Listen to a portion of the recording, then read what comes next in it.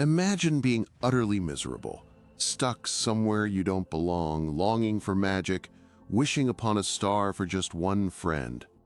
That was Harry Potter. Until, with a roar and a flash of light, a flying car appeared outside his window. The escape was wild, dangerous, thrilling. But landing?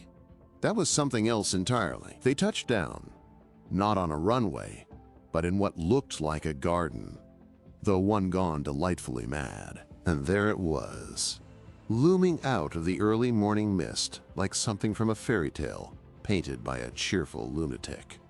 The Burrow. It looked as though it had once been a tiny stone pig pen, but various runes had been added on here and there, sticking out at odd angles, giving it a crooked, ramshackle appearance. It was 3 or 4 stories high and slightly lopsided, with a cluster of chimneys on top and a leaning sign that read, "The Burrow." It wasn't neat, it wasn't grand, but it looked, to Harry, like the most wonderful house he'd ever seen.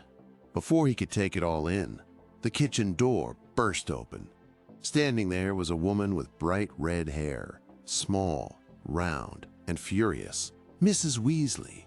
Her gaze swept from the damaged gnomes in the garden to the dented flying car, and finally to her son and Harry. The fury morphed into pure, unadulterated relief, then back into stern indignation. "Thank heavens you're safe," she cried, rushing forward, hugging Ron tightly, then pulling Harry into an equally fierce embrace. "Now where have you been?" The car? Inside, the house was small, cluttered, and bursting with life. Pots and pans clattered. A radio played softly, and the air smelled deliciously of frying bacon.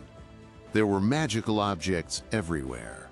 A clock on the wall with hands for each family member, indicating where they were, and knitting needles clicking away on their own, producing a never-ending supply of sweaters. Breakfast was a glorious, noisy affair. Mountains of bacon, stacks of toast, sausages and eggs magically appeared. Harry, used to the Dursleys' meager offerings, ate until he felt fit to burst, watching Ron, Fred, and George shovel food in, laughing and joking.